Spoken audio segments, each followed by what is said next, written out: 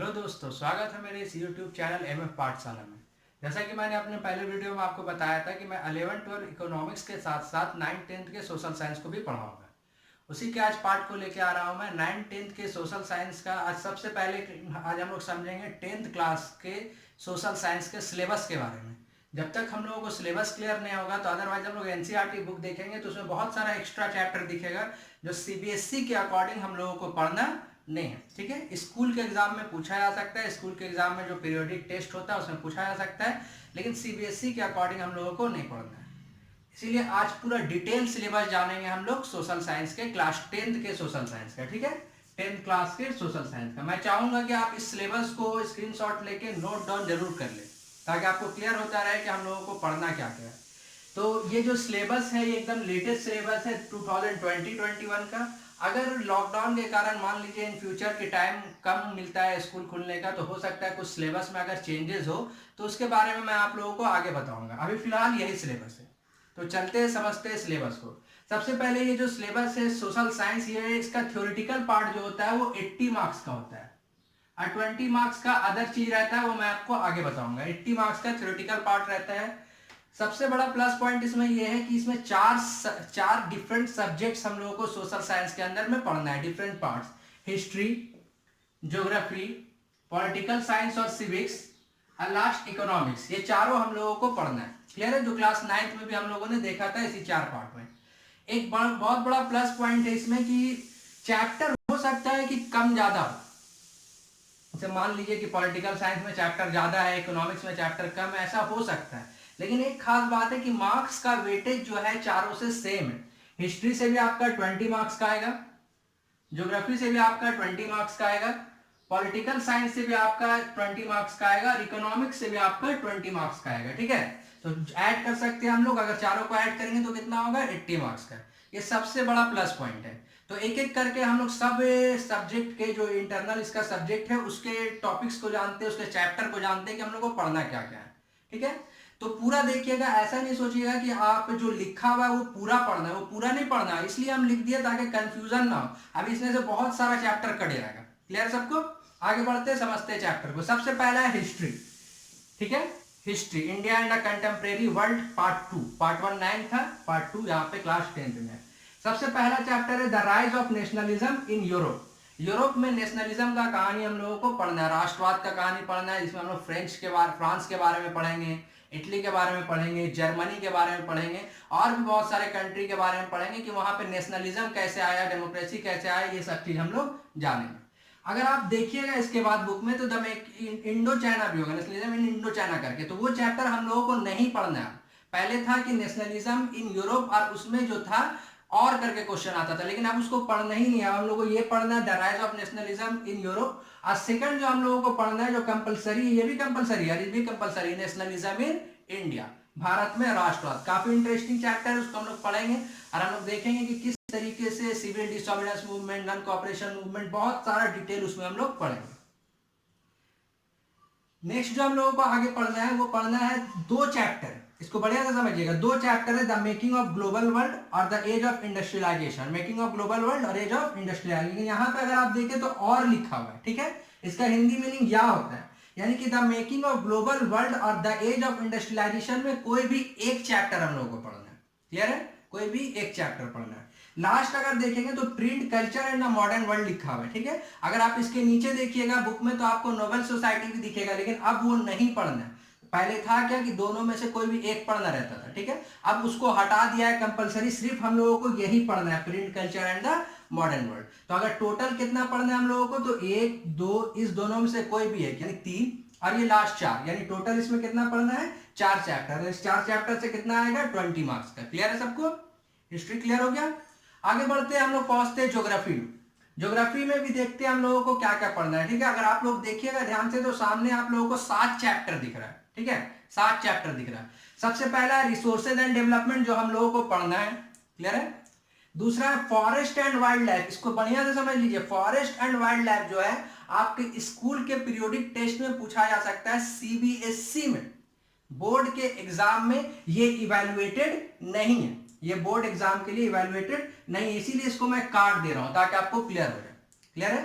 Third आते हैं water resources, same condition इसके लिए, ठीक है, कि आपके स्कूल एग्जाम में हो सकता है या फिर पूछा जाएगा पीरियोडिक टेस्ट में, लेकिन बोर्ड एग्जाम के लिए ये नहीं है, इसीलिए इसे भी मैं काट देता हूं।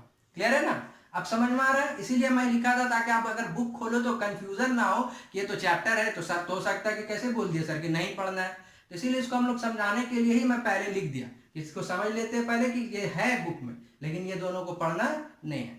थर्ड चैप्टर जो फोर्थ चैप्टर है एग्रीकल्चर, ये हम लोगों को पढ़ना है। फिफ्थ है mineral and energy resources, mineral और एनर्जी रिसोर्सेज के बारे में पढ़ना है। सिक्स है मैन्युफैक्चरिंग इंडस्ट्रीज, ठीक है। सेवन है लाइफलाइंस ऑफ नेशनल इकोनॉमी, ये रोड वगैरह के बारे में हम लोगों को पढ़ना है, रोड ट्रांसपोर्ट यानी ये डिफरेंट टाइप्स ऑफ ट्रांसपोर्ट के बारे में, चाहे वो रोड हो, वाटरवेज हो, एयरवेज हो, सब तरह का ट्रांसपोर्ट के बारे में हम लोगों को पढ़ना है। तो अगर इसमें भी हम लोग काउंट करें तो 1 2 3 4 5 टोटल इसमें कितना पढ़ना है, 5 चैप्टर, और कितना मार्क्स रहेगा, 20 मार्क्स। पहले मैं बता चुका है कि हो सकता है चैप्टर डिफरेंट हो, नंबर ऑफ चैप्टर, लेकिन मार्क्स क्या है, सब में सेम है। थर्ड आते हैं हम लोग पॉलिटिकल साइंस में, सिविक्स में। क्लियर है, सिविक्स में सबसे पहला चैप्टर है पावर शेयरिंग, जो कि हम लोगों को पढ़ना है। क्लियर, नेक्स्ट है फेडरलिज्म, ठीक है, किस तरीके से पावर का डिवीजन होता है वो पावर शेयरिंग में पढ़ेंगे। फेडरलिज्म भी सेम है कि डिफरेंट फॉर्म्स, डिफरेंट जो टेयर्स ऑफ गवर्नमेंट होता है उसमें किस तरीके से पावर का डिवीजन होता है, इसको हम लोग जानेंगे, ठीक है, सेंट्रल लेवल पे, स्टेट लेवल पे इसको। थर्ड है डेमोक्रेसी एंड डाइवर्सिटी, अब यहां पे समझना है, इसको भी हम लोगों को नहीं पढ़ना है, सीबीएसई पॉइंट ऑफ व्यू से नॉलेज लेने के लिए हम लोग पढ़ सकते हैं, स्कूल के पीरियोडिक टेस्ट के लिए हम लोग पढ़ सकते हैं, लेकिन सीबीएसई के लिए इसको हम लोगों को नहीं पढ़ना है। क्लियर है। फोर्थ आते हैं जेंडर, रिलीजन एंड कास्ट, इसको हम लोगों को पढ़ना है, ठीक है, ये पॉलिटिक्स में पढ़ेंगे हम लोग कि पॉलिटिक्स में जेंडर, रिलीजन और कास्ट जो है वो किस तरीके से रोल प्ले करता है।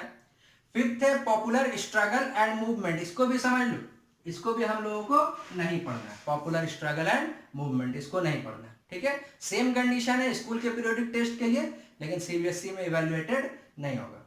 क्लियर है, आगे बढ़ते हैं। सिक्स है political parties, different political parties के बारे में हम लोग पढ़ना है, बीजेपी, कांग्रेस और भी डिफरेंट, नेशनल पार्टी कौन सा होता है, स्टेट पार्टी कौन सा होता है, कैसे कोई पार्टी नेशनल पार्टी बन सकता है, कैसे कोई पार्टी स्टेट पार्टी का, उसको कब स्टेटस मिलेगा, कब वो एलिजिबल होगा, क्या हम लोग पार्टी फॉर्म कर सकते हैं, ये सब चीज हम लोगों को इसमें पढ़ना है।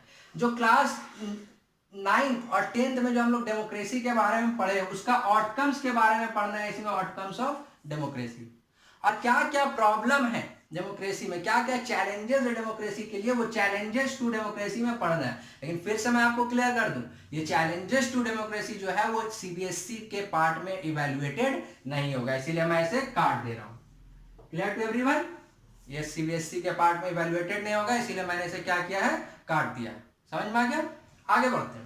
Last section that is economics, ठीक है, लास्ट सेक्शन इकोनॉमिक्स, तीनों सेक्शन देख लिए, पहले इसमें भी काउंट कर लेते हैं हम लोग, कितना पढ़ना है चैप्टर, 1 2 3 4 5 चैप्टर पढ़ना है, मार्क्स कितना रहेगा, 20। क्लियर है ना, मार्क्स तो मैं पहले ही बता चुका हूं कि सब में इक्वल वेटेज है। लास्ट सेक्शन में आते हैं दैट इज इकोनॉमिक्स। सबसे पहला चैप्टर इकोनॉमिक्स का डेवलपमेंट, ठीक है, ये हम लोगों को पढ़ना है। नेक्स्ट है sectors of the Indian economy, जो बहुत पहले से हम लोग पढ़ते हुए आ रहे हैं, प्राइमरी सेक्टर, सेकेंडरी, टर्सरी, अलग अलग सेक्टर पढ़ते हुए आ रहे हैं, उसी का पूरा डिटेल पढ़ना है कि एम्प्लॉयमेंट कैसा उसमें क्या है, उसको पढ़ना है हम लोगों को। थर्ड बहुत इंटरेस्टिंग है, पहले ये चैप्टर नहीं था, सीबीएसई इवैल्यूएट नहीं करता था, लेकिन अब वो एडेड है, अब उल्टा हुआ है, बहुत सारे से हटा है ना, तो वो आया है, उसको हम लोग क्या करना है, पढ़ना है। मनी एंड क्रेडिट बहुत इंटरेस्टिंग है, पैसे के बारे में पढ़ना और लोन सिस्टम के बारे में पढ़ना, ठीक है, इसके बारे में हम लोग जानेंगे, मनी एंड क्रेडिट के बारे में। फोर्थ चैप्टर और जो सीबीएसई पॉइंट ऑफ व्यू से जो लास्ट चैप्टर जो पूरे हम लोगों को पढ़ना है, अगर अभी तक मैं जितना बताया उसमें, तो वो है globalisation of the Indian economy, Indian economy का ग्लोबलाइजेशन, दूसरे कंट्री के साथ बिजनेस रिलेशन, दूसरे कंट्री के साथ रिलेशन, बिजनेस से दूसरे कंट्री के साथ लेन देन, ये हम लोगों को globalisation of the Indian economy में पढ़ना है। लेकिन आप बोलो सर आप तो शायद आपको दिखा नहीं, वहां तो 5 चैप्टर लिखा हुआ, आपने कहा कि ग्लोबलाइजेशन लास्ट है, तो थोड़ा कुछ कंफ्यूजन होगा, ऐसा कोई बात नहीं है, ठीक है, ग्लोबलाइजेशन ही लास्ट है। ये जो कंज्यूमर राइट्स हैं ये प्रोजेक्ट वर्क के लिए है, ये किस चीज के लिए है, प्रोजेक्ट वर्क के लिए। बेसिकली अगर सिंपल लैंग्वेज में समझा जाए तो फिलहाल उसको सीबीएसई पॉइंट ऑफ व्यू से नहीं पढ़ना। क्लियर टू एवरीवन, आ रहा है बात समझ में। तो अगर उसमें भी काउंट करें हम लोग तो हम लोगों को दिखेगा कि 4 चैप्टर है, अब मार्क्स कितना होगा इसका, 20 मार्क्स, इस तरीके से टोटल कितना होगा, 80 मार्क्स का। मैं आपको लास्ट में बताऊंगा कि क्वेश्चंस का पैटर्न कैसा रहेगा, 1 मार्क्स का कितना आएगा, 3 मार्क्स का कितना आएगा, 4, 5, 6 जो भी मैप वर्क का कितना आएगा, ये सब मैं लास्ट में बताऊंगा। क्योंकि सीबीएसई उम्मीद है कि क्वेश्चन पैटर्न में पिछले साल चेंज किया था, यानी जो इस बार एग्जाम हुआ उसमें चेंजेस हुआ है, और आने वाले एग्जाम में भी क्वेश्चन पैटर्न में चेंजेस होगा, इसीलिए मैं उसको डील नहीं कर रहा हूँ। अगर लॉकडाउन के कारण कोई चैप्टर हटता है या कोई चैप्टर ऐड होता है तो उसको मैं आगे आपको अपडेट कर दूंगा। Clear to everyone? अगर आपको मेरा चैनल पसंद आया हो तो इसे सब्सक्राइब करना बिल्कुल ना भूलें, ठीक है? लाइक करें और अपने दोस्तों के साथ शेयर करें। नेक्स्ट क्लास में मैं थोड़ा सा लास्ट क्लियर कर दूं कि सबसे पहला चैप्टर हम लोग हिस्ट्री का पढ़ेंगे, the rise of nationalism in Europe. अगर कोई तरह का भी कंफ्यूजन है, कोई भी प्रॉब्लम है तो नीचे कमेंट सेक्शन में कमेंट करके बताएं, ठीक है? मैं उसका जवाब दूंगा। Clear to everyone? Thank you.